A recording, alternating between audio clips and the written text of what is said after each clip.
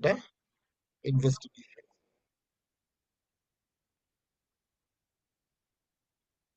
So, what are the investigations that is required for the back pain? Investigations is important part, but most important is the imaging. But we have to know what are the possible investigations that is required for the low back pain. So why do we need pediatric investigations?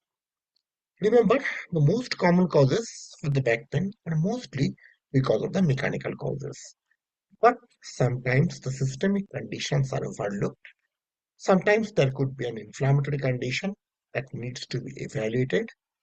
Blood tests mainly help to identify the infection, inflammatory causes, neoplastic causes, as well as the metabolic causes. And that is the important of the investigations. Remember, in mechanical causes, the all other blood investigations may be absolutely normal. So, what are the indications?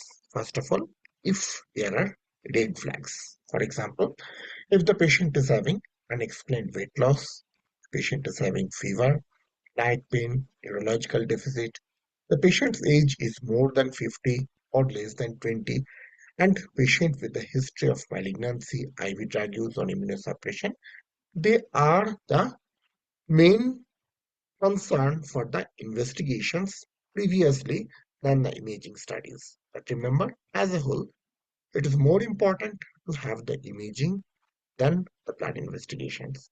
Let us see what are the inflammatory markers that we test for.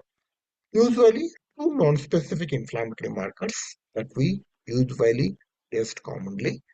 One is the ESR, but remember, it's a non-specific marker. So alone, if there is a rise of ESR, it may not be that significant. But if there is a high grade rise, then there could be a suspicion of an inflammatory disorder. For example, a patient might have some rheumatoid disorders or spondyloarthropathies, or patient might have infections or malignancies. Or sometimes due to chronic conditions like ankylosing spondylitis, I have already told that because of these inflammatory disorders, the ESR may be raised. But when you are checking for the ESR, you should always check for the CRP as well. Because when both are raised, then it more signifies because ESR alone can be increased even because of anemia. So it is only ESR rise is not that significant, but if they are high grade and raised together, then it could be suspicion for an infective disorder or an inflammatory disorder. CRP is considered more sensitive than ESR, especially in acute inflammation, and it is to detect the acute infection like discitis or osteomyelitis. But remember, in low back pain condition like discitis and osteomyelitis, if they are of low grade, then sometimes ESR may not reflect these conditions in chronic discitis. But it is a assistive tool that we sometimes use for the back pain evaluation.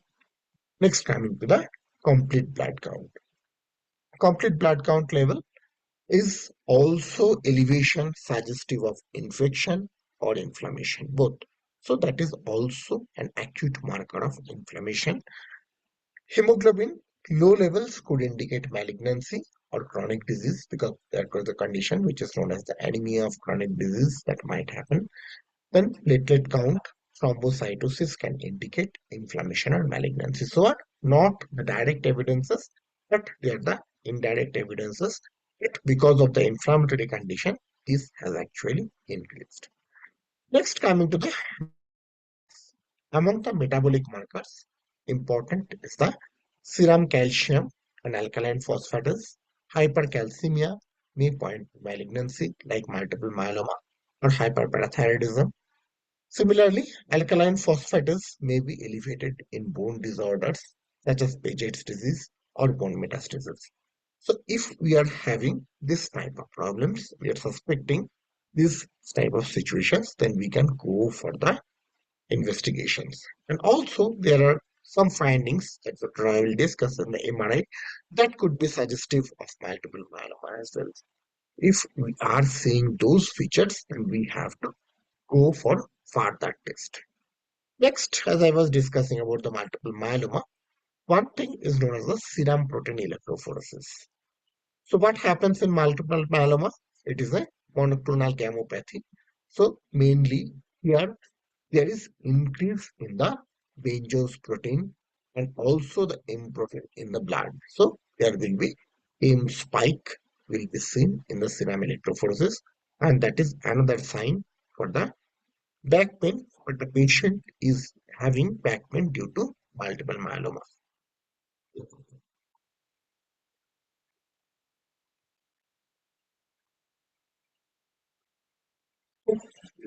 HLA-B27.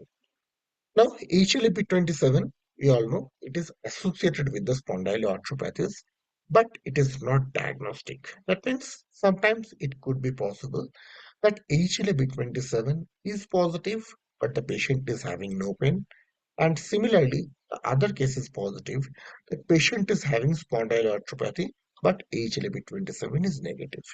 So always remember, HLA-B27 is only adjunctive to your treatment options, but diagnostic options, but it is not diagnostic.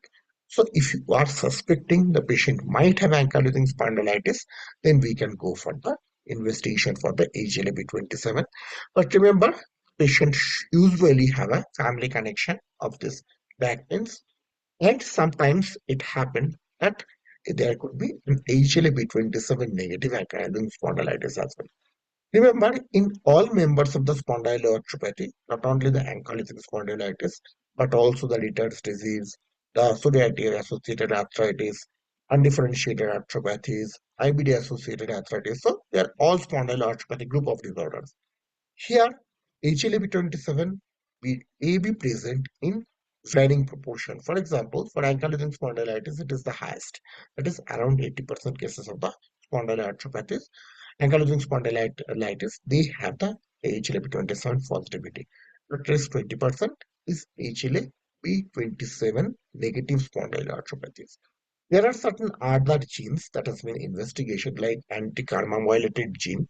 They have found linkage with the disorders. These tests are not commercially available.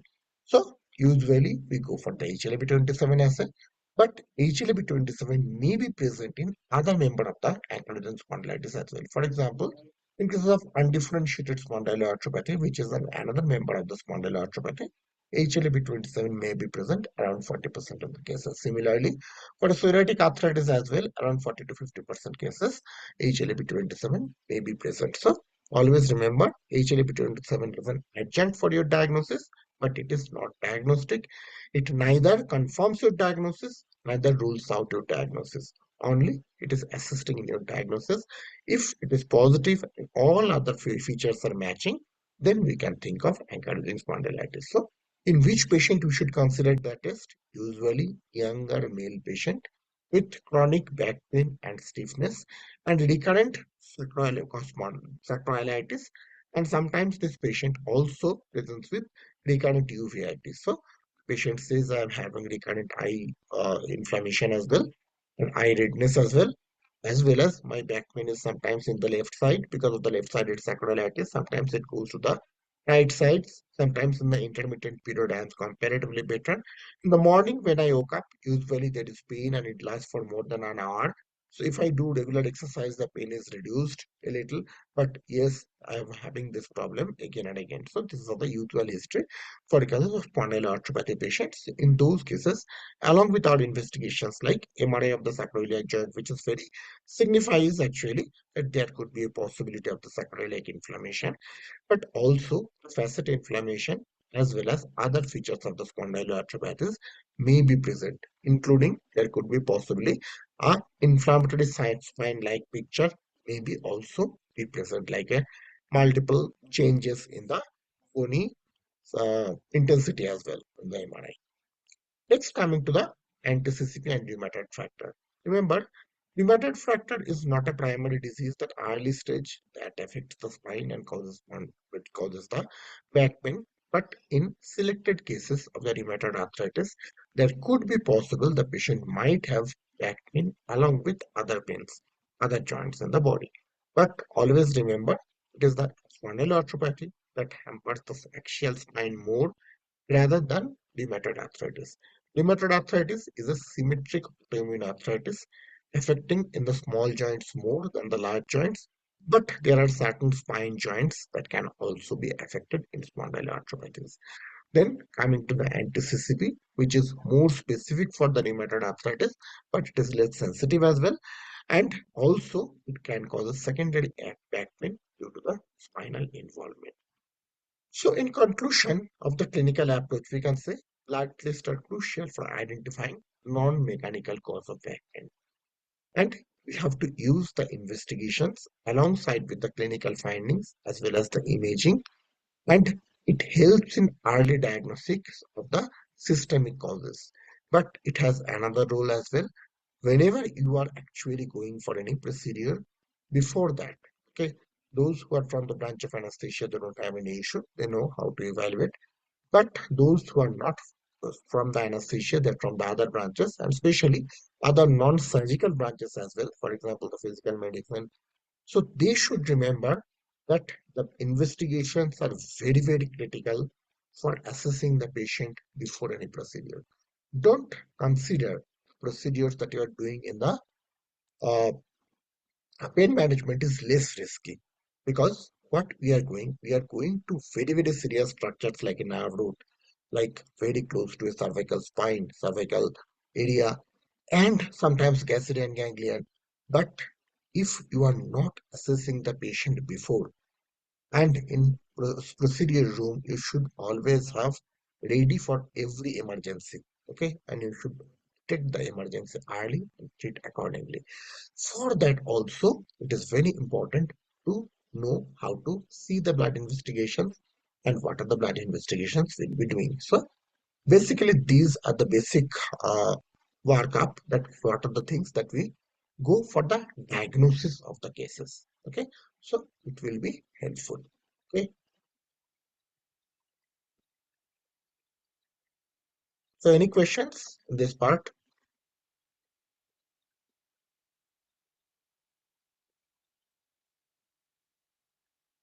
Oh, sir. Okay, then I think Chinmada, you can start with the MRI and X-ray.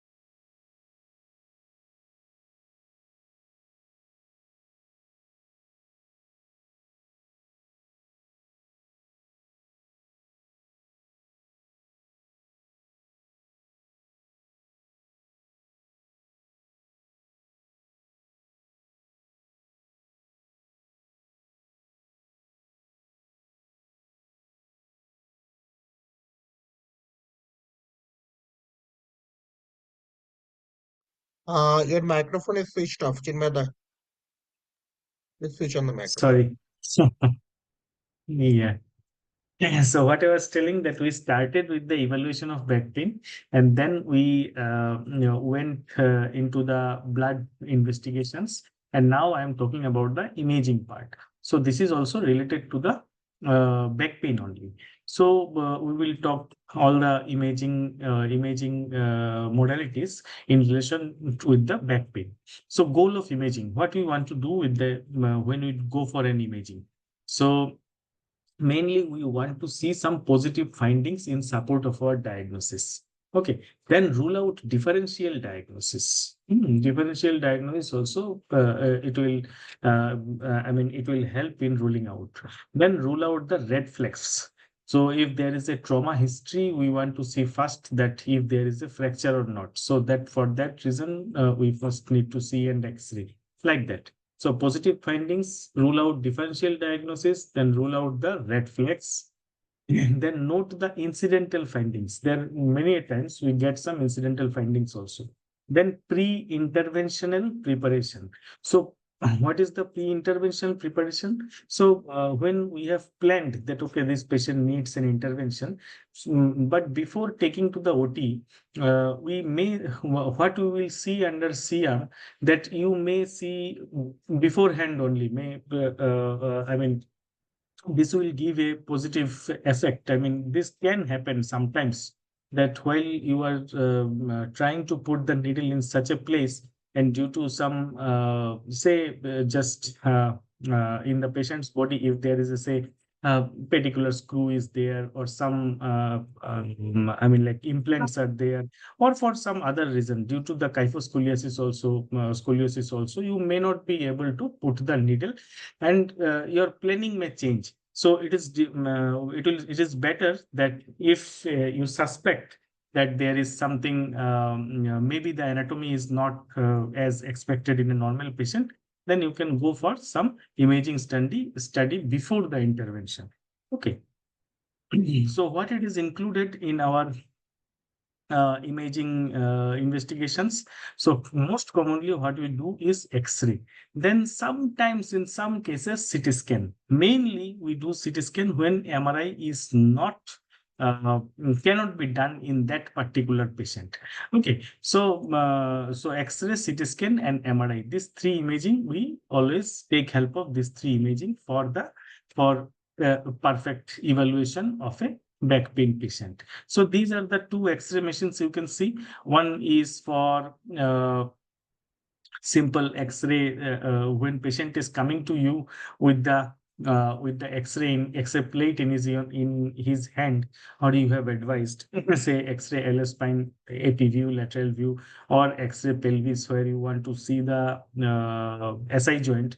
Then he's getting the X-ray done outside and coming to you. And this is a CR machine when you are seeing the patient under X-ray during intervention. Okay. So what we see in the X-ray. So mostly X-ray of LS spine. I'm talking about LS spine X-ray. So this is the AP view. Now, when we are seeing the AP view X-ray, we must be able to understand which structure is representing what. Okay, so here you can see these round structures. These are pedicles. Okay, these are pedicles. And this middle, when we understand that these two are pedicles, then in the middle, we have to search for the spinous process. So this is the spinous process. And then this part is lamina. These are transverse processes. These are transverse processes. So in this is an AP view picture. And in X-ray, what we are seeing is a three-dimensional picture. We are seeing in a two-dimensional way. So likewise, this is a lateral view. So in lateral view also, we will see. So what are the structures? This is the vertebral body. This is the pedicle area. And this part is transverse process, but we are not seeing the transverse process here clearly. Why? Because we are seeing it end-on view. Here in this view, lateral view, you can see the pedicle clearly, but not the transverse process or the lamina clearly, because you are seeing more, I mean, it is in a perpendicular fashion. But here in the AP view, you can see the pedicle in this way only when you are seeing the pedicle in a end-on view. So you cannot see in a better way. So in AP view, we will see the lamina. Lamina is seen in AP view in a better way, whereas pedicle is seen better in a lateral view. Okay, so like that. So this is the spinous process, and this is the this is the upper vertebra inferior articular process. So this part is facet joint area. These are facet joints area. Facet joints area. So facet joints are formed by superior articular process and inferior articular process. So here in this picture, you can see these are facet joints. These areas are facet joints. So here, this part, this outer part, it is the superior articular process. Okay, superior articular process, SAP. SAP is from the lower vertebra, whereas the upper, this part is inferior articular process. Okay, this is from this is inferior articular process from upper vertebra and superior articular process from lower vertebra. So these two things together, they are making the facet joint. Okay, so this is the facet joint area. So just understand that superior articular process is lateral and inferior articular process is medial. They are making the facet joints. So similarly, here when we are seeing the picture, we can understand these are facet joints, but lateral part, this part is lateral. So this part is superior articular process of the lower vertebra, whereas the medial one is the inferior articular process of the upper vertebra. So similarly, this is the AP view. In lateral view also, we can see the areas which is the facet joint area. Mostly it is at the level of the disc area here. Okay, so in between intervertebral disc area. So in this point, we know that this from lower vertebra, this is the just a minute. So this is the superior articular process going like this, and the upper portion is inferior articular process. This one is inferior articular process. Okay, so anyway, so this is the AP view and lateral view. Now, other views are not important, and when we are seeing the X-ray film, patient will not come with an oblique view to you in the OPD. So this is just when we are advising in OPD to get an X-ray done, then they will come with AP and lateral view. So other views I am not talking about them here. So here, what we see in X-ray, we see this is the approach ABCDE approach. A for alignment. As soon as I see the X-ray plate, I will see the alignment. Alignment should be a normal alignment. Okay, so alignment, different areas of our spine have different curvatures. So we have to see that whether the curvature is normal or not. A for alignment, B for body. So here body means vertebral body. C for cortical outline. Cortical outline means here cortical outline of every structure. It is the cortical outline of the vertebral body, or cortical outline of the transverse process, cortical outline of the spinous process, or even the cortical outline of the lamina or the SAP and IAP, superior articular process or inferior articular process. So these outlines, if we trace the outlines, it becomes much easier to find the or to detect a fracture. Okay, or sometimes non-displaced fractures are difficult to understand that whether there is a fracture or not. But if you see the cortical outline, then you can easily understand that, okay, this outline, there is a break in the outline. So this is the cortical outline thing. Then D for disc spaces.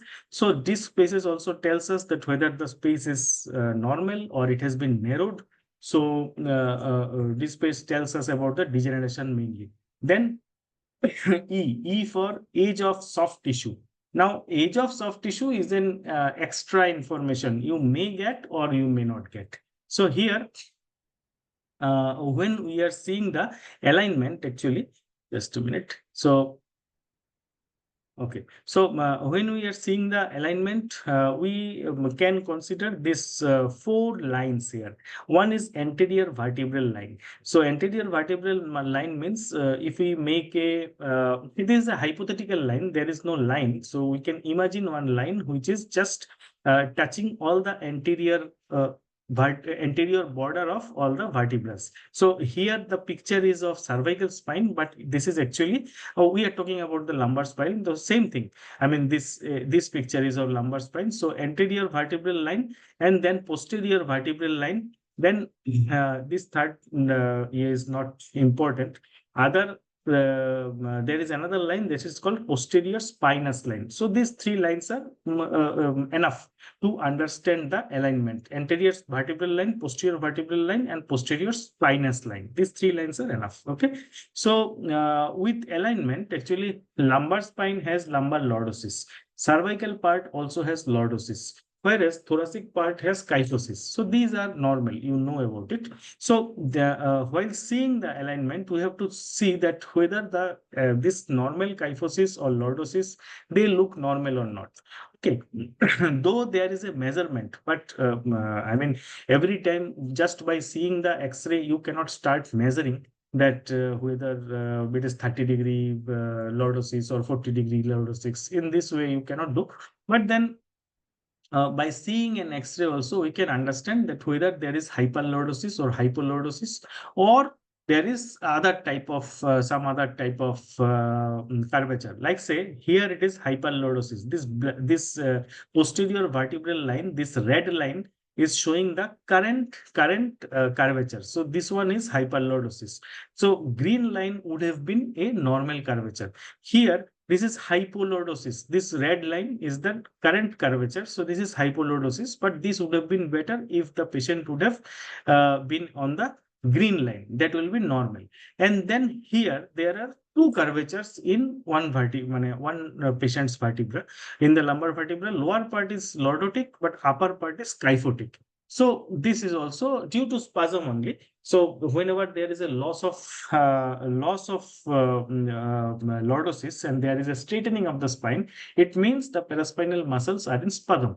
Okay, so here we can just change we can just see that the normal curvature is not there. Okay, so this is the alignment abnormality.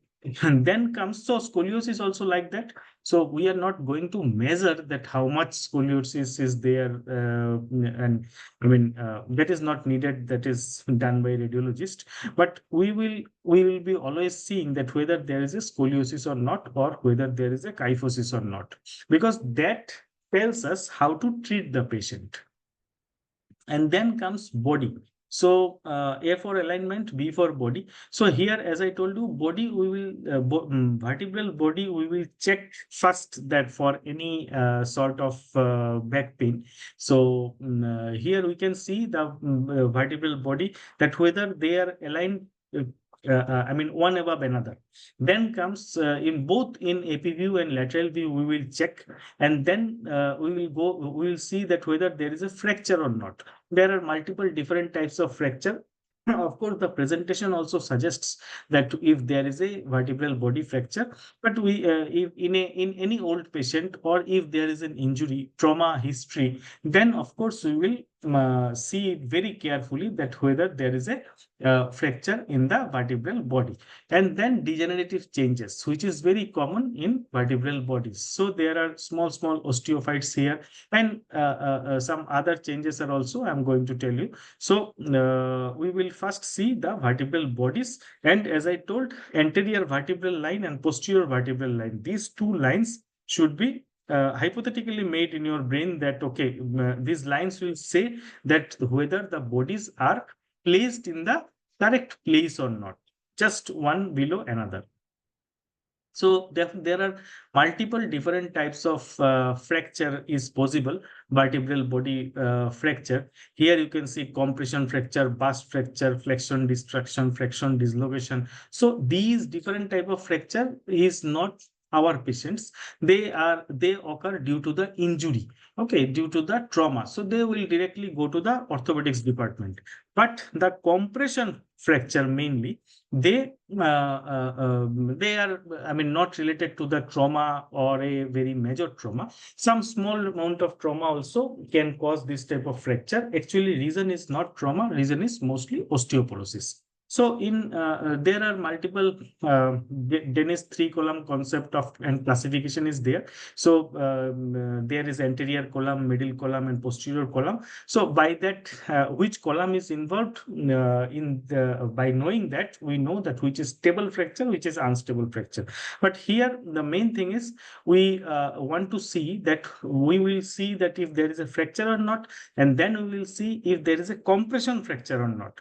There are multiple types of compression fracture: wedge fracture, biconcave fracture, and crush fracture. So crush fracture actually we do not treat, but if it is a wedge fracture or biconcave fracture, so mild, moderate, severe, there are multiple gradings as per the severity. But these two types of fracture mainly require vertebroplasty, and we pain physicians do that. Okay, so you understand that vertebral fracture may be multiple types, but we are more interested in osteoporotic fracture, osteoporotic compression fracture, and among them, only wedge fracture and biconcave fracture we are we are treating. So wedge fracture, it is the anterior third of the vertebra is affected. Anterior side of the vertebra, mainly anterior third. Biconcave means middle third. Crush fracture, it is in the posterior third. So whenever there are more than two column or two column is affected, it will be unstable fracture. So in those cases, most of the time, we do not treat them. But osteoporotic fractures are most of the time, or these are stable fractures, and wedge type of fracture or biconcave type of fracture. So here, wedge, there are three pictures. So this is, you can see, this is a wedge fracture. So anterior third of the vertebra is fractured here. The second picture is biconcave fracture. So biconcave fracture. So this is a biconcave fracture. Here there is, you can see this black color. So I will tell you that what is this black color later. Okay. Another, so other fracture. This is also a. This is actually. This is also biconcave type of fracture only. Another fracture, this is called vertebra plana. So all the three compartments, three middle third, anterior third, posterior third, all has been fractured. So this is called vertebra plana. More than 80% of the vertebral height is gone. Here, of course, it is even more than 80%. So these are different type of vertebral fractures. Now, so A, B, C. Now C already I have told that. Okay, later. Anyway, so degenerative changes of the spine. So here you see, just a minute. Okay. Okay, so now I'm talking about the vertebral body only. So while talking about vertebral body, another thing I wanted to tell that you always check for the degenerative changes. So what are the degenerative changes? Here you can see some spars. So these spars are perpendicular spars. Okay, so these perpendicular spars are called osteophytes, and you can see this is the narrowing of the disc. Okay. So mostly whenever there is a disc degeneration, what we call as spondylosis. So they of course affect the cervical spine also and lumbar spine also. Here also you can see the this one is the osteophytes. These are perpendicular projection, perpendicular bony projection. So vertebral body osteophytes in under X-ray, we will see vertebral body osteophytes. We will see end plate irregularity or sclerosis in a degenerative spine. And we will see disc space narrowing or disc bulging. Bulging we will not be able to see under X-ray. We will be able to see disc space narrowing mainly. And then calls fourth one is vacuum phenomena. So these are all evidences of degeneration. Okay, so vacuum phenomena, what does it mean? So this black color is represented by air. Air is inside the disc. Okay, so this air inside the disc is called vacuum phenomena. So this is also a evidence of disc degeneration. So here also you can see this is a vacuum phenomena, black color you can see here, black color you can see. So if it is grossly degenerated, so this is the gas in the disc. Okay. Then comes osteoporotic spine. When we are seeing the vertebral body, then we should consider about the whether we can understand we are seeing a osteoporotic spine or not. So osteoporotic spine, what is the problem? Problem is to identify the structures. Here it is the lateral X-ray and it is the AP view. So you can see it is very difficult to understand that which structure is what. So here we can just see one thing in AP view. So these are the pedicles. These are the pedicles. These are the pedicles. These are the pedicles. So many structures you have to identify. As soon as you can identify the pedicle, other structures you can you have to search for by a guess. You have to guess that okay, other structure must be here. That means if the pedicle is here, then spinous process is here, or say spinous process here it should be. Another spinous process here it should be. So this is a pedicle. So this is a osteoporotic vertebra. Okay. So I mean we are now evaluating the vertebral body. Now comes C for cortical outline. So as I told you, cortical outline of each of the areas. So here, if I anterior vertebral line or posterior vertebral line, when I am just seeing that whether these two lines are all right or not, then suddenly I will note that, okay, this line has broken here. Okay, this line is not, one vertebra is not above the another. So this is called listhesis. Okay. So which type of listhesis is this? So this is called anterolisthesis. Remember, listhesis is occurring in this area. So someone can say that, okay, this vertebra, this is say S1, this vertebra is going backward, and L5, this is going forward. So why I should say it is the anterolisthesis. So remember, nomenclature, this naming has been done by the upper vertebra only. Okay, so upper vertebra is going forward. So this is anterolisthesis. And how much anterolisthesis? So less than 25% is grade 1. So this is up to 50% grade 2, then up to 75 grade 3, like that. So here it is a grade 1 anterolisthesis of, say, maybe this is L4 maybe, or L5. This is L5. So grade 1 and grade 1 anterolisthesis of L5 S1 vertebra. Okay. So this one is your listhesis, as I told you, cortical outline. So here some other things also you can see. So here this cortical outline is normal. This cortical outline is okay. But here you can see there is a break. So you can understand that this cortical outline, so this is actually spondylolysis pars pars interarticularis fracture. This is called pars fracture. So here another cortical outline fracture we can see. So similarly, if we see the cortical, search for the some other cortical, when we just trace the cortical lining, then we will find if there is any other fracture also. So these are this one, spondylolisthesis grading has been given. So so one more thing, when we are seeing the osteophytes, when we have seen the osteophytes, we should be able to understand that which is osteophytes and which is syndesmophyte. Remember, osteophyte and syndesmophyte are not same. Sometimes we can get some confusion, but thing is that osteophytes is a bony thing, whereas the syndesmophyte is calcification of the annulus fibrosus. Okay, so syndesmophyte is going from lower vertebra to upper vertebra. This is syndesmophyte. Whereas the osteophyte is going 90-degree, like this 90-degree projection. Okay, so these are bony projections. So these are osteophytes and these are syndesmophytes. So how that is important? So syndesmophyte, if it becomes severe, then it becomes like this. So this is called bamboo spine. So this is also like bamboo spine. So how it is important, syndesmophyte and osteophytes? So remember, osteophytes is a degenerative process, whereas syndesmophytes is a sign of arthritis, mostly ankylosing spondylitis. So though in other spondyloarthritis also, syndesmophytes is there. So this is a inflammatory condition. So in degenerative condition, treating the pain generator is enough. But in inflammatory condition, treating the pain generator is not enough. You have to do something for the underlying inflammatory process also.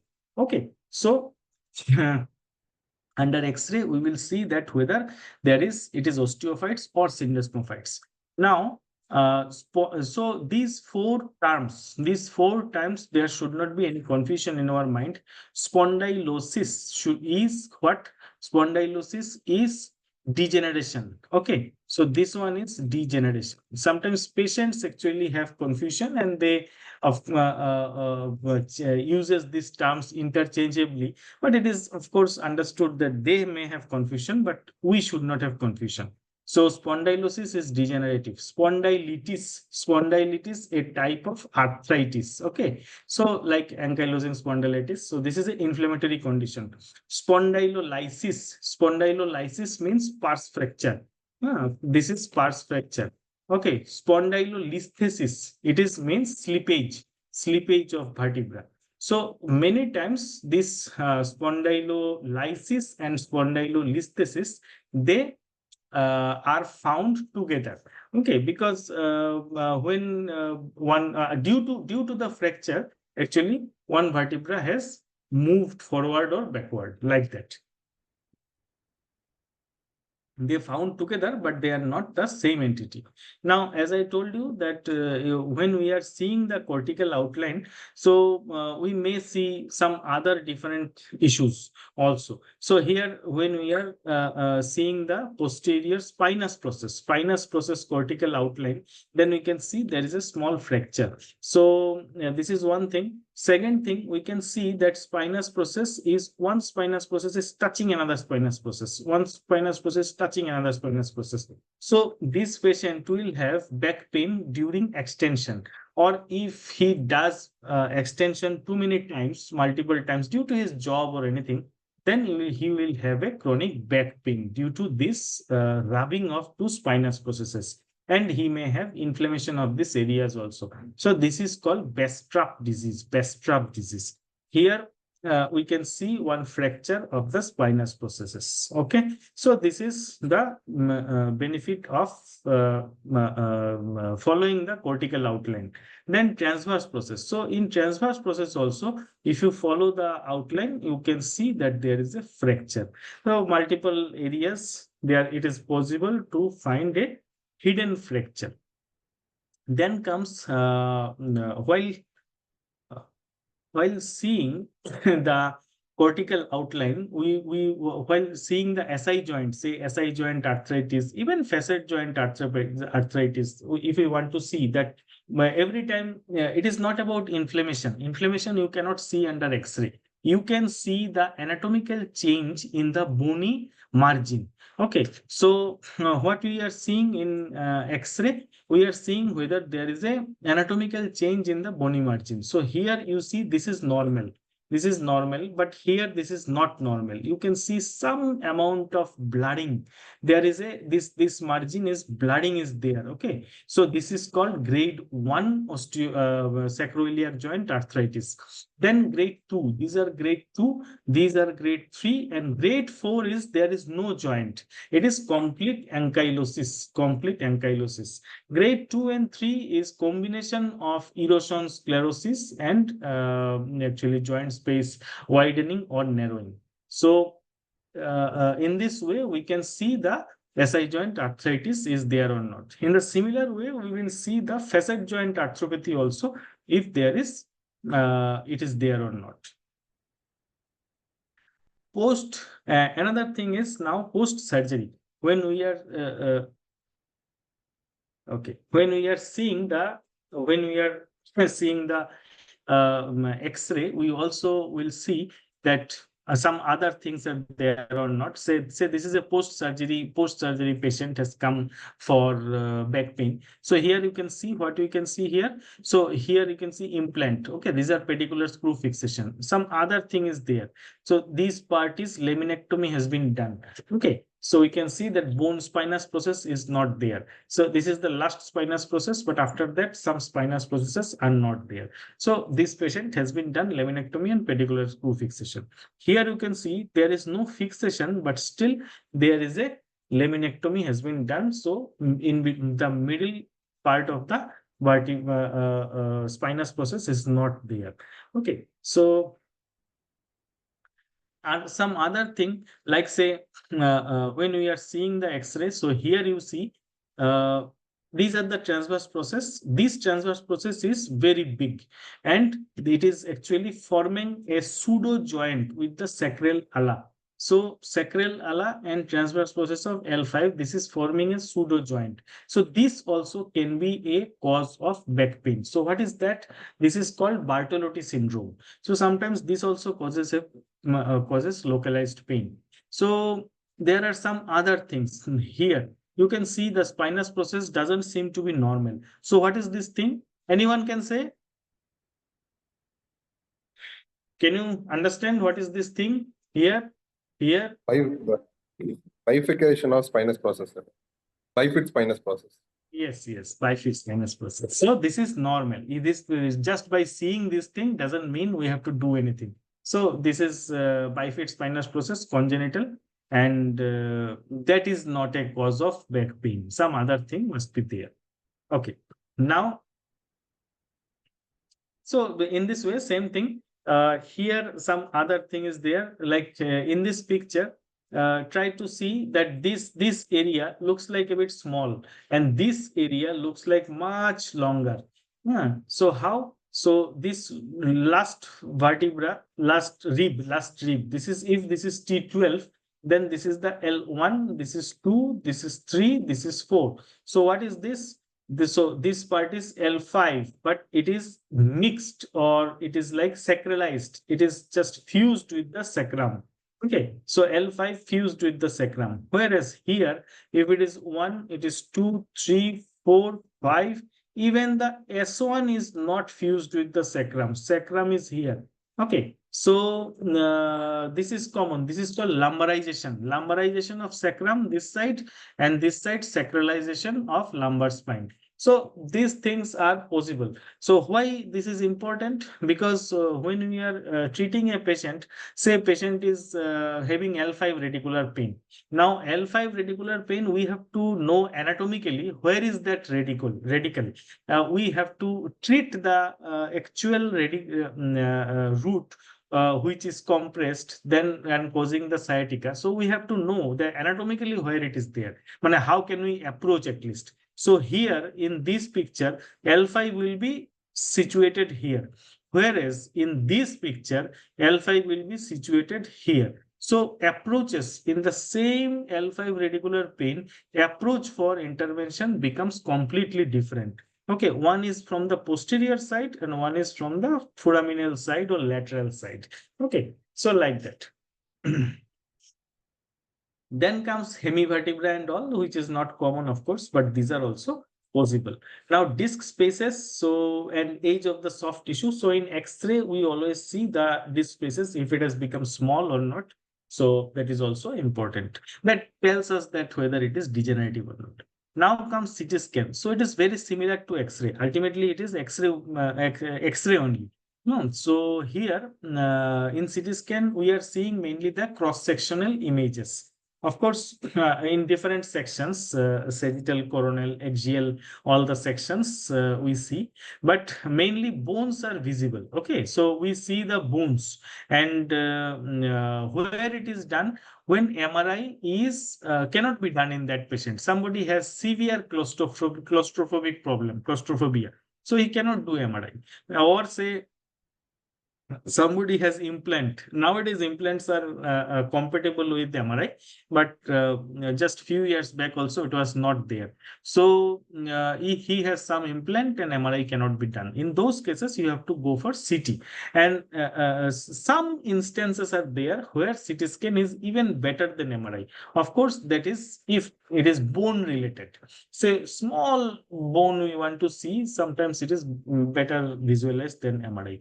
Another modality which nowadays nobody does, but this is called CT myelogram. So it also has some value in different conditions. So in CT scan also what we see this, like we will see the alignment, we will see the cortical outline of the bone.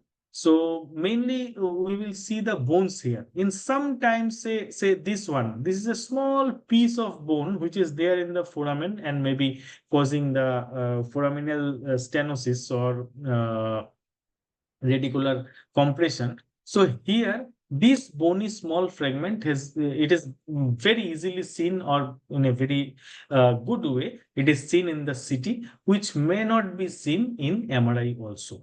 Okay. Then in SI joint, so it is like similar to X-ray only. In with MRI also we can just do grading. So grade 0, grade 1 is not there. So anyway, so this grading by seeing the margins, we know which one is grade 1, 2, 3, 4, like that. Okay, grade 4 is always ankylosis, when it is completely there is no joint, it is fused. Okay, so then comes CT myelogram. As I told you, So CT myelogram mainly it gives an indirect evidence. It gives us an indirect evidence for lumbar canal stenosis. So what is done? The contrast is given in the subarachnoid space. Now a specific picture comes if there is a lumbar canal stenosis, that is called beaten apple appearance. Whether I have kept the picture or not. Oh,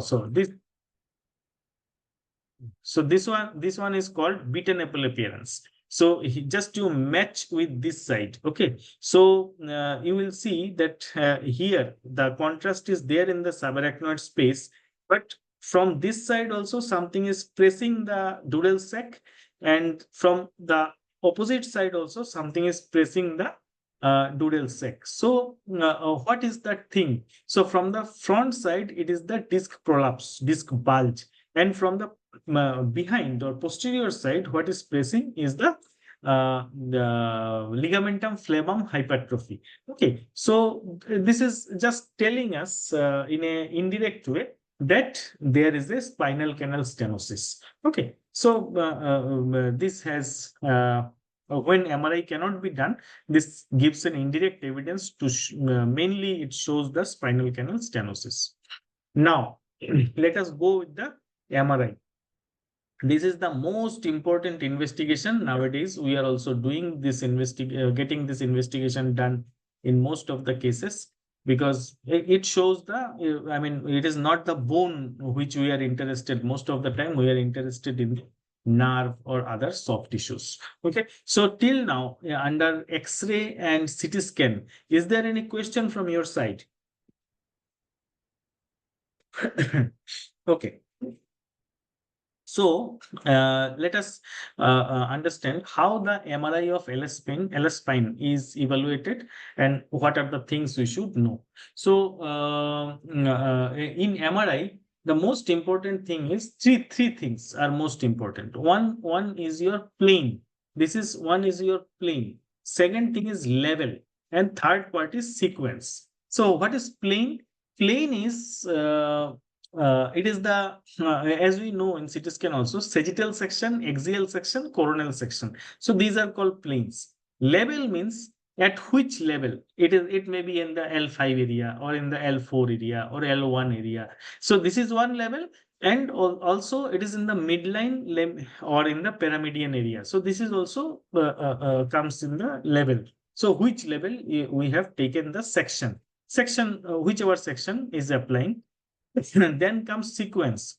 So MRI has only two sequences, T1 and T2, which are basic sequences. And there are many other sequences. So we are not interested in so many sequences, but then these are very basic sequences. So these three things you must, as soon as you try to evaluate a MRI scan, MRI plate, these three things should come to your mind. Then it demonstrates the soft tissue and can rule out inflammation. So remember, this is an extra information it gives. Like with X-ray we see only the anatomy. In MRI sometimes if present at least, then it tells us about some pathophysiology also. It can differentiate whether there is inflammation or infection is there or not, and or it is a completely degenerative condition. So it gives us some indication of pathophysiology also. Okay, and demonstrate the soft tissue, that is of course there. So first, so three planes, as I told you. So this is the sagittal, coronal, transverse plane. So in human body, coronal plane we require a bit less. Mainly, it is the sagittal plane and axial plane. These two planes, axial or transverse plane and sagittal plane. These two planes are more important for diagnosis. Of course, sometimes coronal plane is also needed, like say we want to see the lumbar plexus, then we will of course see the coronal plane also, but most of the time it is the sagittal and transverse plane. Three planes of imaging. So this is the sagittal plane. Okay, so this is the sagittal plane, this is axial plane, and this is the coronal plane. So we will mostly talk about these two planes, sagittal and axial plane. So second, what I told you is the levels. So what I mean by levels? So when we talk about say axial plane, when we are talking about the axial plane, Mhm. When we are talking about the axial plane, then you must understand that whether we are taking the axial plane through a disc or through a vertebra. Okay, so this is the actual planing. This is the planing to get this picture. Okay, so understand this. To this planing will give us this picture. So when the this planning is done by the radio technician, so they will give a number. So this is say one, this is two, three, two lines are there, and then four, then 5, 6, 7, 8, like that. Okay, so on the plate you can match with the numbers. Okay, and sometimes of course they will write. So if say this one is L1 and this one is L2, so these pictures 1, 2, 3, 4 pictures, they will write that bit 2 or 3 is going through the disk. So they will write there in 2 or 3 pictures that this is L1 L2 disk. But every time they do not write, then what you have to do, you have to count. There is written there, there will be which slice is that, so that will be written there, and you have to match with the planning. This planning plate also will be given to you. So you have to understand, you have to know that which picture represents which level. Because L1, if a section is taken through L2 and another section is taken through L3, then it looks almost similar, Okay, so this is called level. Second thing is this planning will give this picture. Okay, how? Because this picture we have to know whether it is going through the midline or it is going right-sided in a right pyramidian area. Not right, actually, it's left, actually. So this side is left and this side is right. And in MRI, it is like that. So some person is say lying supine. So this is right side, this is left side. So when this planning giving this picture, we must know that whether we are seeing a midline sagittal section, or we are seeing a pyramidian sagittal section. If we are seeing a pyramidian sagittal section, that is in the left side or right side. This thing also we must know. So then only we can I mean interpret correctly. Okay, so this is the you have understood, I think, that this picture is giving this this planning is giving this picture, and this planning is giving this picture. Okay, so this by these two things we know that what level we are seeing. And now third thing is sequence. So three things, as I told you. One is which plane, second is which level, and third is which sequence. So what is this? What I mean by sequence? So there are two basic sequences. Basic sequences T1 and T2. So simplified in a simplified way. So this one girl, these two pictures are of the same girl, and only difference is this is the color combination, or say color planning is different.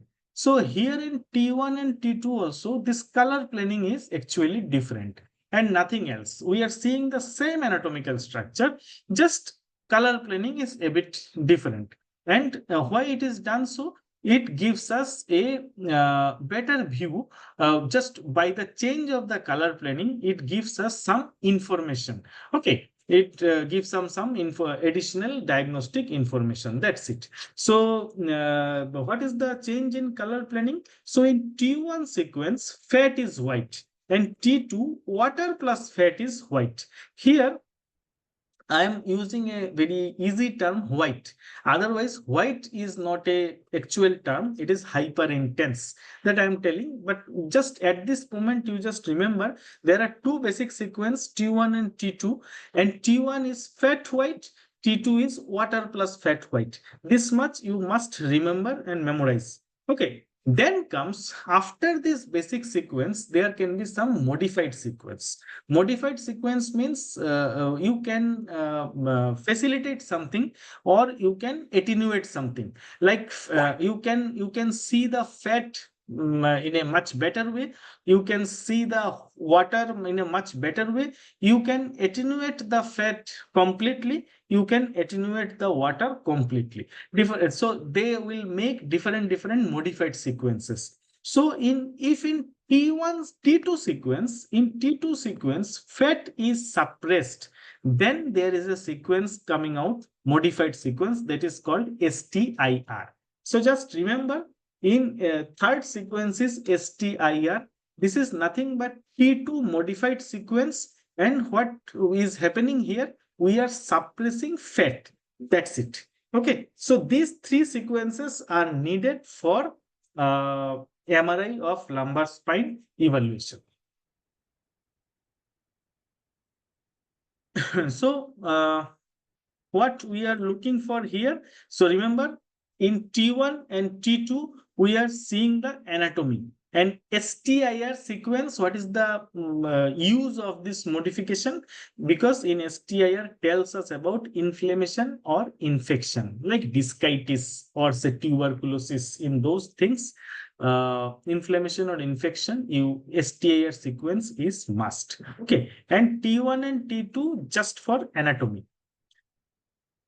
Now, as I told you, I just told you that in T2, fat and water white, and in T1, this is, just a minute, T1 fat white and T2 water plus fat white. So this white color is, here you can understand, hyperintense, isointense, hypointense. In MRI, these three words are used.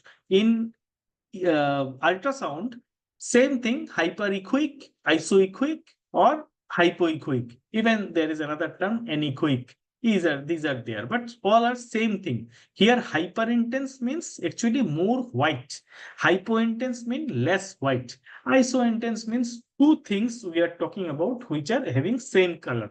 Now, these are all comparative terms. Something you cannot say this white color, this area, you cannot say this is hyperintense until or unless the periphery is darker than that. If the periphery becomes more bright, then this will become hypointense. Okay, so remember, whenever we talk about some area, that whether it is hyperintense or hypointense or isointense, we are talking in relation to its periphery.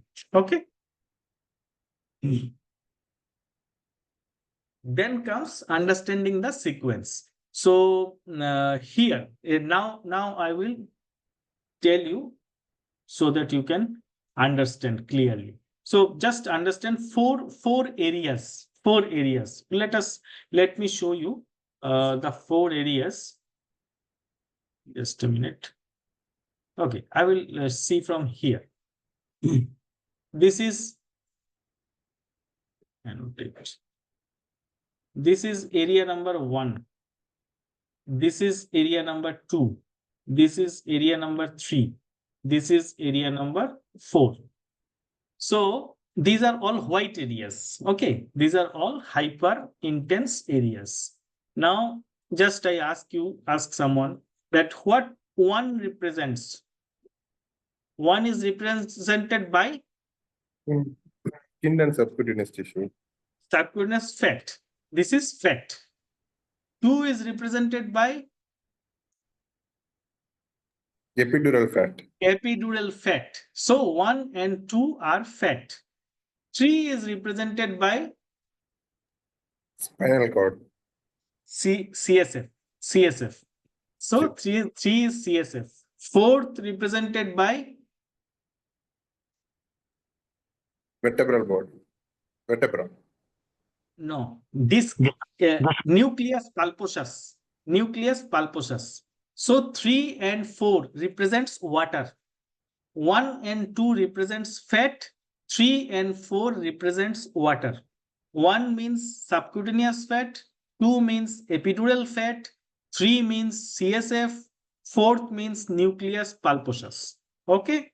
Now, it does in the same way here. This is the subcutaneous fat. This part is the epidural fat. This is the 3 area CSF. So this area is water, CSF. This part is nucleus pulposus. So this is a axial plane and this is a sagittal plane. But structures are anatomically same. Now, someone tell me that if in this picture, left-sided picture or in the right-sided picture also, 1, 2, 3, 4, all are white, means hyperintense. That means we are seeing T1 or T2? T2 image. T2 image, T2. correct. So we are seeing a T2 image. Okay. So I show you some other things. Like say, this is, we have understood sagittal plane. This plane is sagittal and now this is fat. Okay. So what is this black line?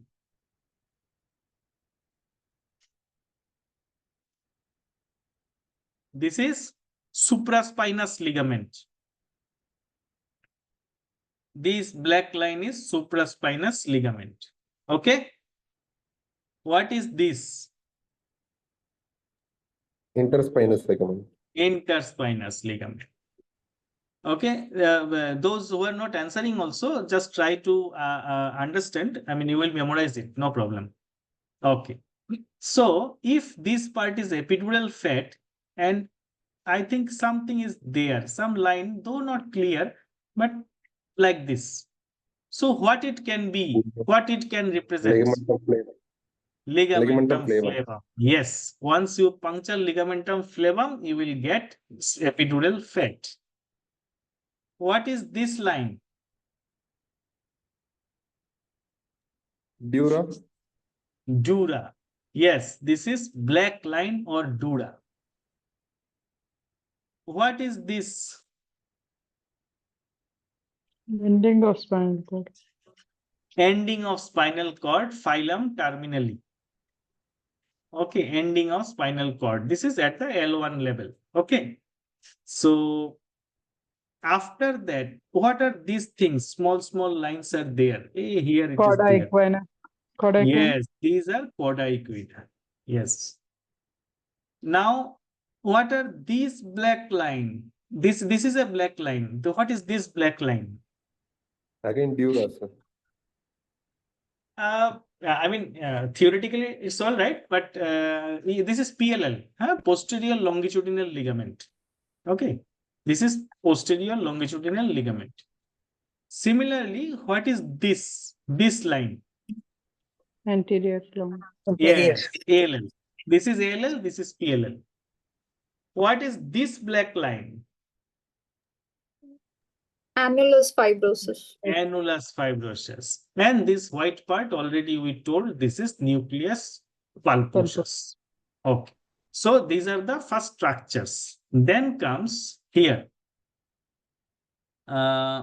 So this part is vertebral body, not vertebral body. So this part, I tell you in this way. So this part is annulus fibrosus. This part is nucleus pulposus. Okay, I am saying that this is disc and not vertebral body. Can you say why? Nucleus So, pulposus is why hyperintense. yes. Yes, here first thing nucleus pulposus, but as soon as you see the picture, first thing, here there is a possibility that whether it is disc or it is vertebra. But here there is no possibility. It is always vertebra. So you see the color. So this color and this color do not match. Okay, so this is bone, but this is not bone. So this is disc. Sometimes annulus this nucleus pulposus will not be there. If it is in a degenerated vertebra or degenerated bone, then all will be black.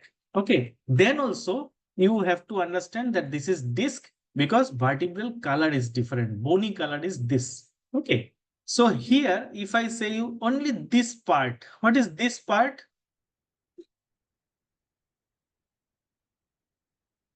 Anyone can say this part. So this is facet joint. Okay. This part is facet joint. This line is joint line. This line is joint line. Transverse. So this part, which is laterally placed, this Superior is articular process. yes, SAP, superior articular process.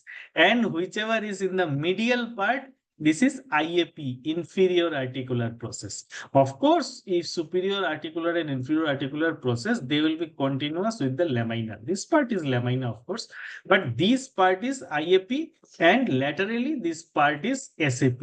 And between IAP and SAP, this is the facet joint area. And here also, like SI joint, we can see that whether there is the anatomical change in the, if there is a more fluid, then we'll say that facet joint, there is a fluid collection, or there is a facet joint arthropathy. The margins, we will see the margins to say that how much anatomical change is there. So this posterior part we have understood. Okay. Now we see some other structures. What are these things? This dot, dot, dot. So this part is Spinal epidural. cord. Yes, this part is epidural fat. Yellow part you have understood. Yes, these are all sacral roots. Sacral roots. Okay, these are coda equina, not cord. Cord has ended in the L1. Okay, so these are all coda equina, and these are mainly sacral roots. And of course, some lumbar roots also can be there, but mainly these are sacral roots. And what is this?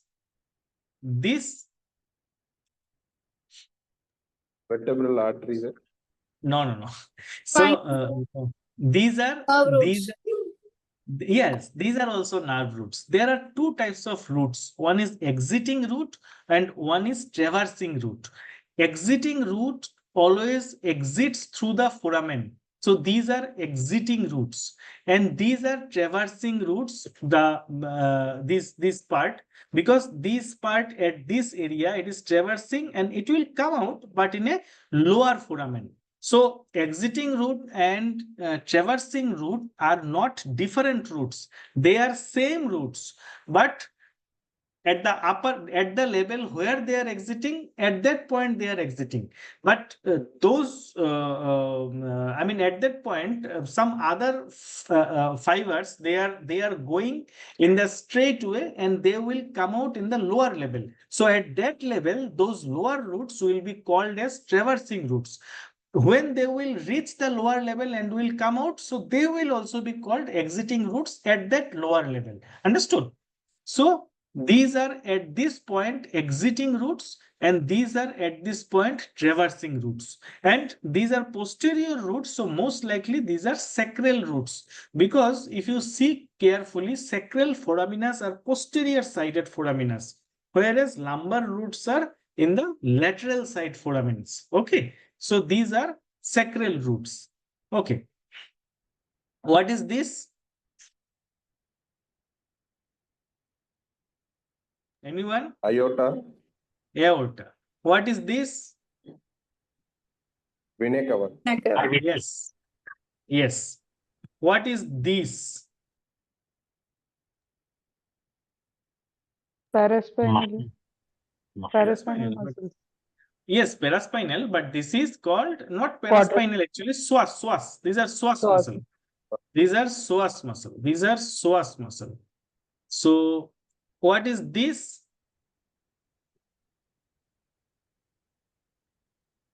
Quadratus lumborum. What is this? Gluteus. Erector spine. Spine. These are erector spinae. So there are only three groups of muscle. One is erector spinae, one is quadratus lumborum, and one is psoas. And here, of course, this is aorta, this is IVC. Okay. So here only this much. Okay. Now I show you. So the same, okay, understanding the sequence.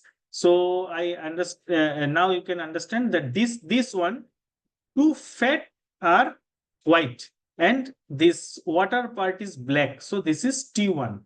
Fat plus water, T2 sequence. So all are white.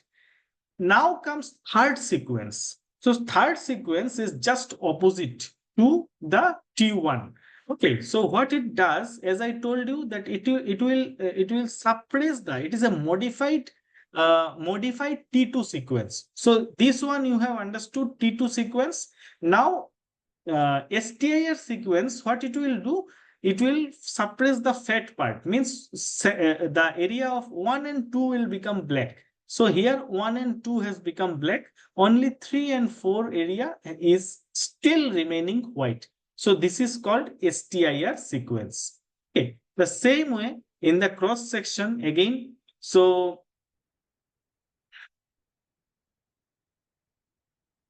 this one is fat plus water. Okay, so here you can see here actually area 1 is white, subcutaneous fat. Epidural fat is here not clear. Okay, but if 3 CSF is black, and of course the fourth area we cannot see. That's 3 area CSF is black. CSF is hypointense. This is CSF, this black part. That's why only fat is white. Fat is white, but not the water. So that's why this is a axial sequence, but this is T1.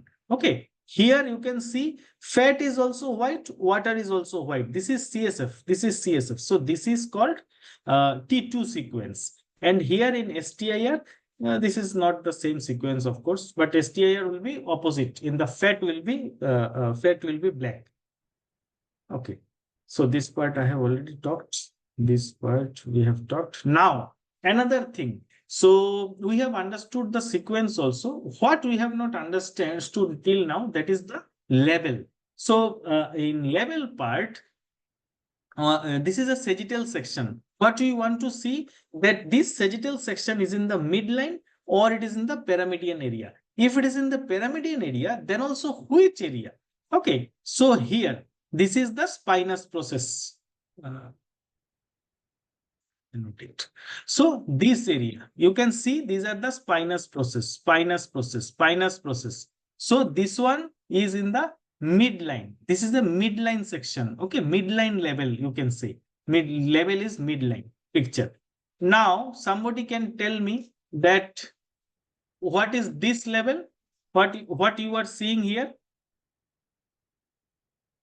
This is over the lamina, facet joint, foramen.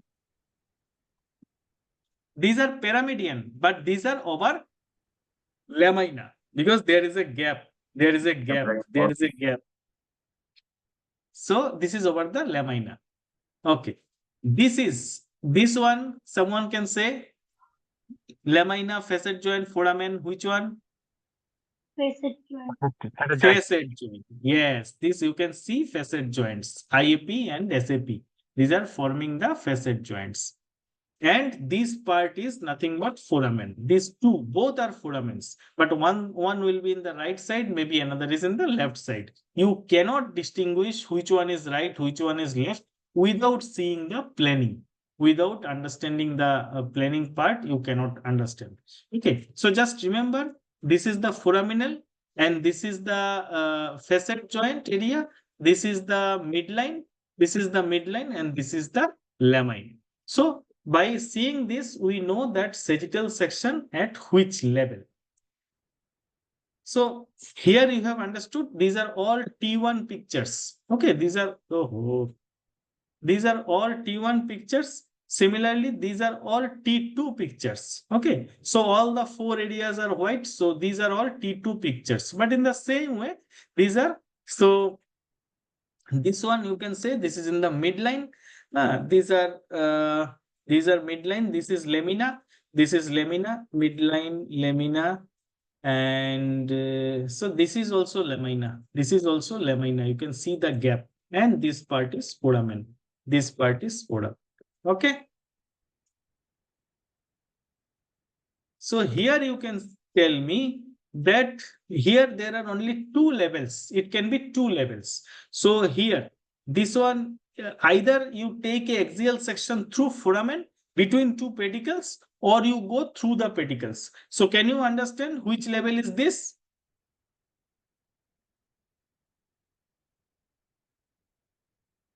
This one is through foramen, because Foramen. there is, no connection. Okay, but then see this. So there is bony connection. So this is also, this is bone. This is bony connection, same bone. So this is the pedicle, through the pedicle. And this is between the pedicle through foramen. These are foramens. Okay. So there can be two different levels. So while understanding the evaluating, you must understand that which level is what. Okay. So axial image also. So either it can be, here it is all T2, such area T1, 1, 2, 3, 4. So all are white. So this is T2 and this is T1, because 1 and 2 areas are still white, but this middle part, CSF, water is black. Water is hypointense. Okay. Now, another thing, disc abnormality. What disc abnormality we can see in the lumbar spine MRI? The first thing, this can be only qualitative problem. Quality has become bad. And another one is disc has ruptured and some part of nucleus pulposus has come out. So if it is degeneration or say bulge, bulge means nothing has come out. Only it has become a bit flattened. Disc has become a bit flattened. Like degeneration, bulge, or herniation, these three things can happen. So what is degeneration? Degeneration when the margins are normal, but the quality has become bad. How the quality can become bad?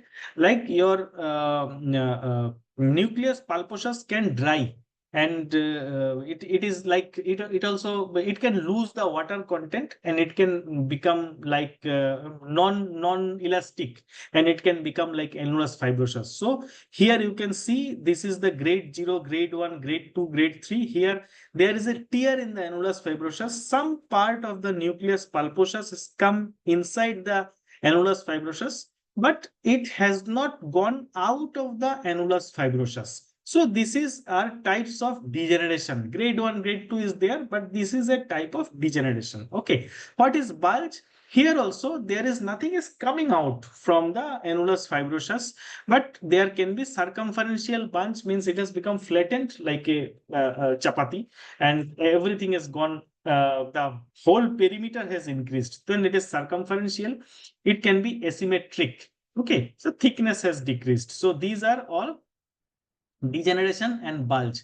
Herniation. Now, herniation can be three types: protrusion, extrusion, sequestration, and migration. Remember, in herniation, the actually some part actually it has ruptured. Some part of annulus fibrosus has ruptured, and the nucleus pulposus has come out. So protrusion, here actually this picture shows that it has not ruptured, but actually it is ruptured. And but then the shape is like this. The base is bigger and tip is smaller. So this is called protrusion. Just the opposite thing is extrusion. When the base is smaller, tip is bigger, like it is going to be detached. Okay, so that's why it is next stage. Not protrusion is the initial stage, then extrusion, then sequestration means there it is detached already.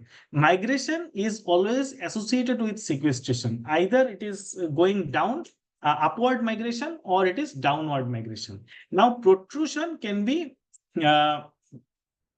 contained or non-contained. Here, of course, in some books it is written. So when it has come out, it is always non-contained.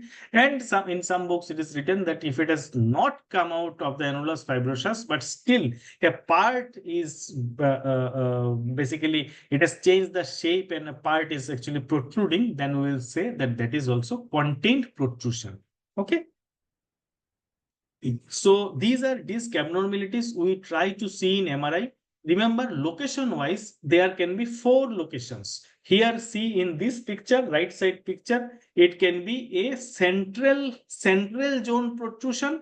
It can be a paracentral zone protrusion. Central, paracentral, and foraminal and lateral zone protrusion. Okay, lateral, far lateral.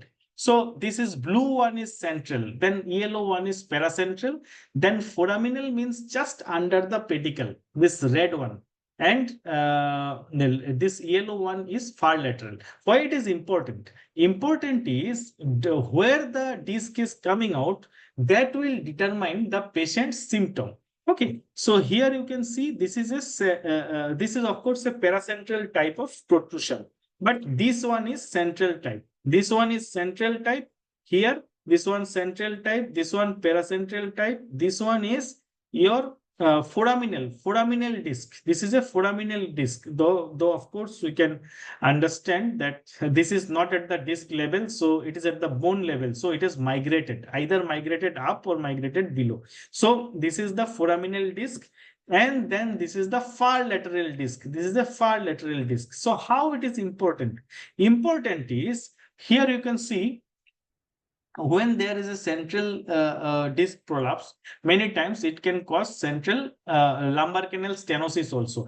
This beaten apple appearance already, as I told you in lumbar, myelogram, CT myelogram, in MRI, it looks like this. Of course, here the posterior compression is not there by the ligamentum flavum. But from the anterior side, this disc prolapse has compressed the canal.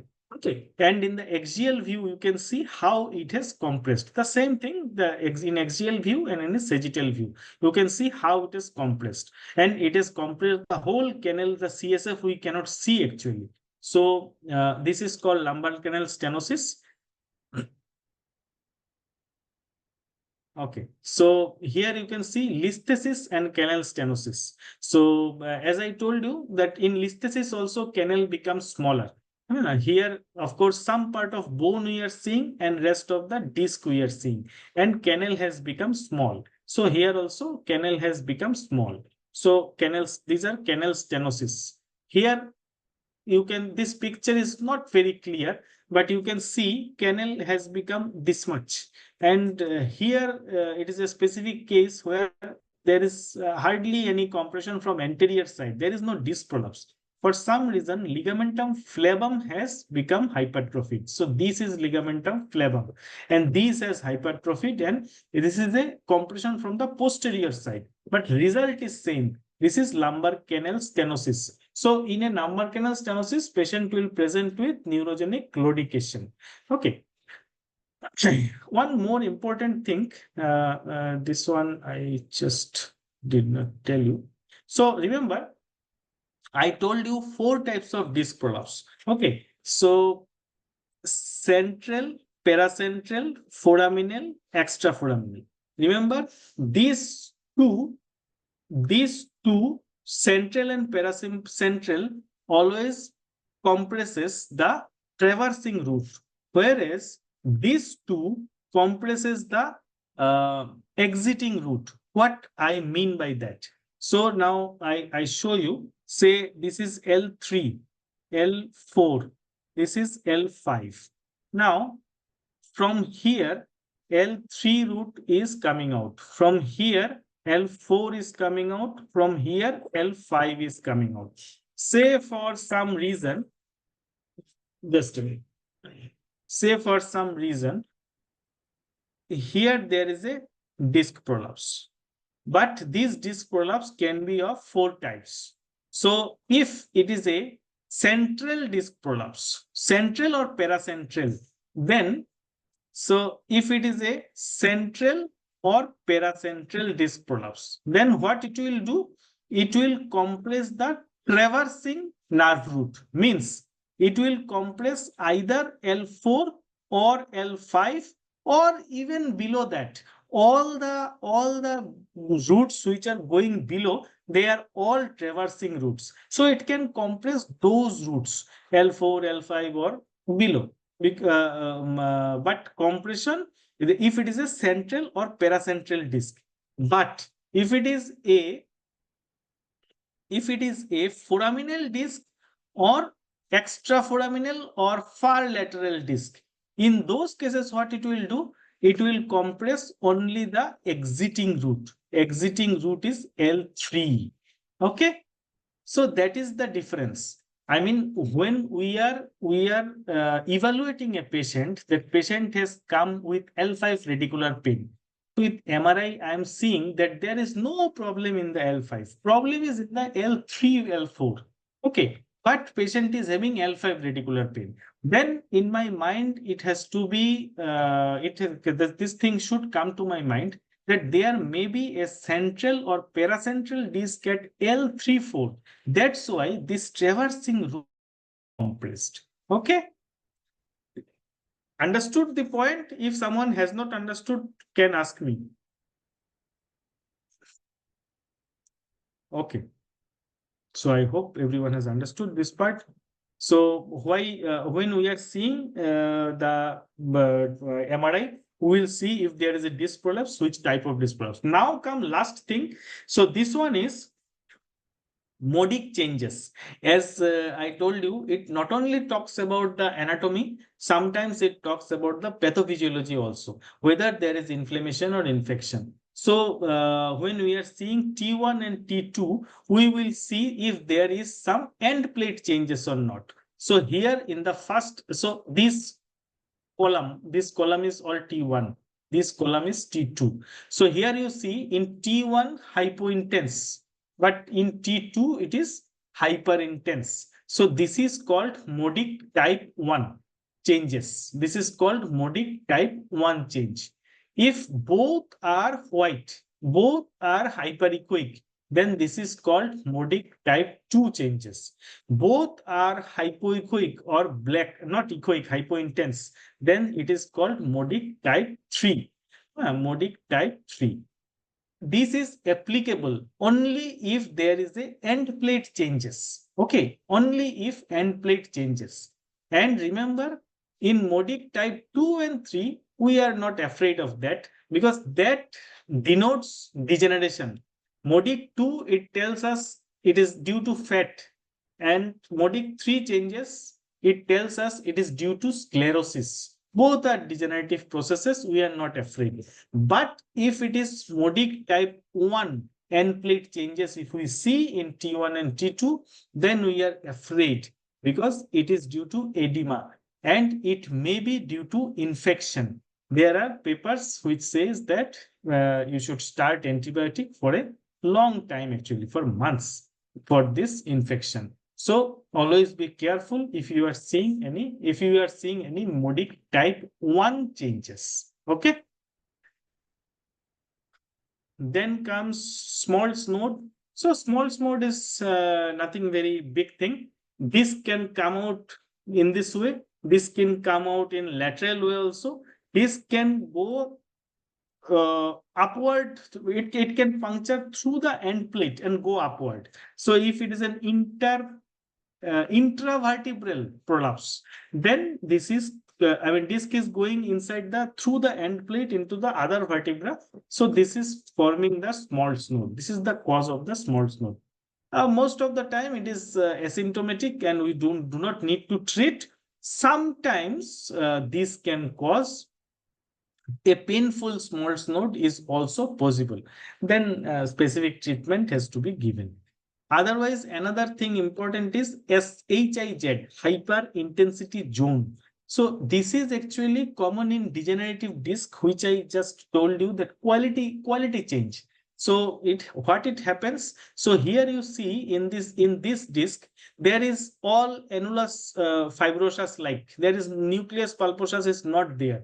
I mean, white part is not there. All has become like black. So there is loss of water content. Okay. And there is a white line here. This is a white line, white spot. So what is this? This is called hyper intensity zone.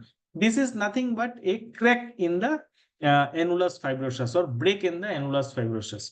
This actually tells us that if there is no disc prolapse, this is just a degeneration, then also patient can have severe pain due to this hyperintensity zone. They correlate with the increased pain actually. Metastasis, it looks like this. So if you suspect metastasis, of course, this type of picture, you must be consulting with the radiologist. So some questions for you. Anyone? So I'm going to finish within 5 minutes. So just few questions. What is which sequence is this? T1. T1. See carefully. 1, 2, 3, 4. 4 zones. 1, 2, black. 3, 4, white. STIR. Yes, SPIR. Which level is this? Which level? Level means midline or paramedian. No, spinous process. This is spinous process. This is spinous process. Okay, because bigger, no, broad.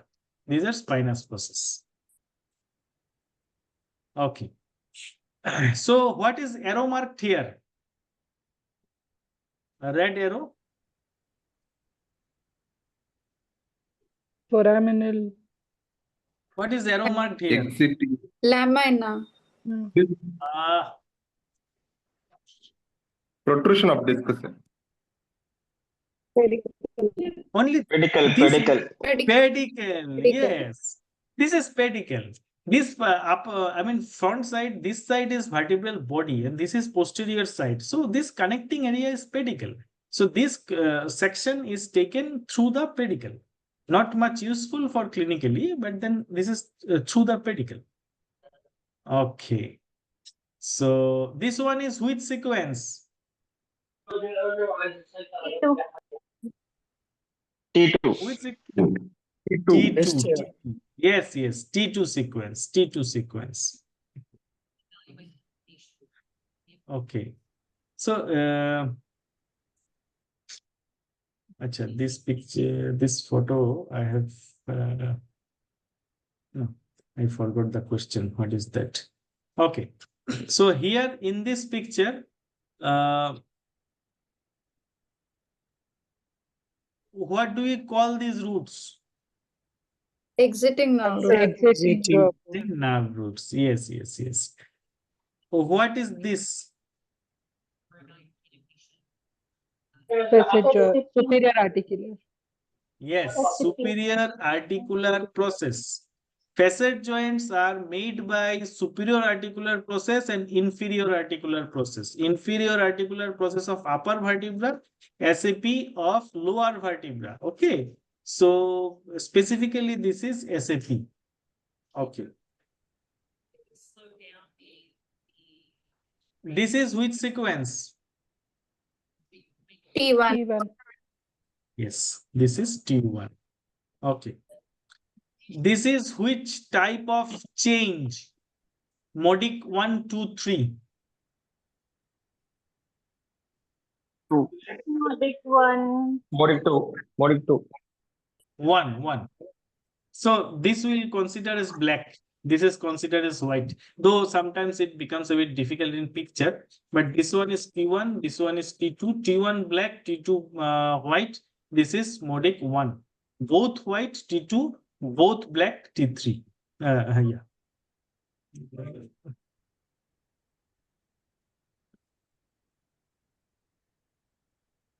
Okay.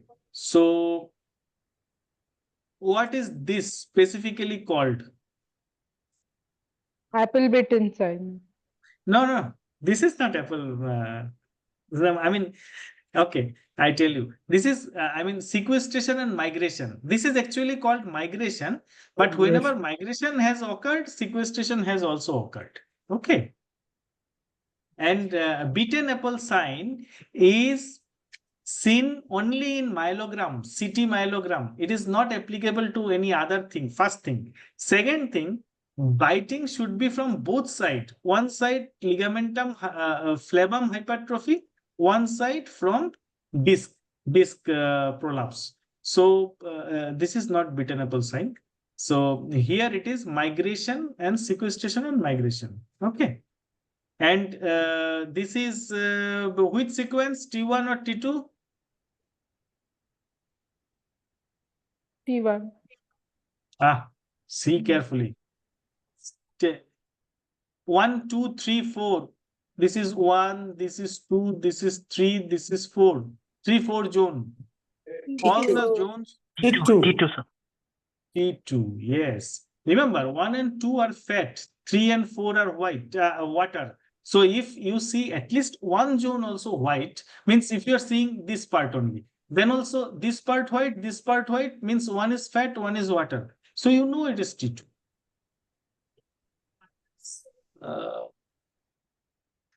This one, okay, which I forgot. Oh, okay. So which type of disc prolapse is this? Central, paracentral, paracentral. This is, yes, this is paracentral. Paracentral, yes. Foraminal will be like this and far lateral to this. Okay, this is paracentral. Okay, what is this?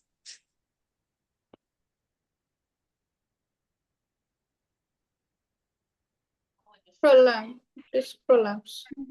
No, high intensity zone. Just now I told you this is quality change. Yeah, HIZ. High intensity zone. This correlates with a severe pain, severe back pain in in this type of patient, degenerative disc patient. Many people have degenerative disc. Simple lumbar spondylosis diagnosis everyone gets whenever they see a doctor. But these type of cases, when there is a high intensity zone, their pain is much more than others. Okay. What problem you can see in this picture? Anyone? In this picture, anyone can say? Wedge compression fracture. Fracture. Collapsed vertebra. Yes, Wedge yes. Compressed. Vertebral Compressed fracture. Vertebral compression fracture. Okay, biconcave type, I think. So this one is biconcave type. Though we have to see some other sections also, but this is biconcave type. Okay. This is, you may not be able to see. So this is a lipoma. This is a lipoma. Okay, this is a lipoma. Okay, this is not very common. This is a lipoma. Here. So anyone can see any problem in these? Actually, all are of the same patient. All are of the same patient. Anything? Protrusion. Yes. So L5S1 disc prolapse. Okay. Which type of disc prolapse? Central. Central. This is a central disc prolapse. Central. Okay. Yeah. So this one is what? What? This one remains a question for you. Try to find out. Try to find out in Google and all. I'm not saying the answer. Okay. What? Yes, Tarlov system. Okay. So Tarlov system. So this is actually an accidental finding. We always see in OPD, sometimes we see this type of finding. Patient's pain is not every time related with this. This is pain, this doesn't cause pain as such. Usually doesn't cause. Of course, there are some literature reports that it is causing Koda equina syndromes and all. Usually they don't do. Okay then.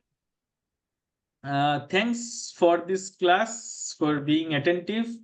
And okay, you see the recording multiple times. And if you have any question, we will discuss next day. Okay. Thank you then. Good night. Thank you, sir.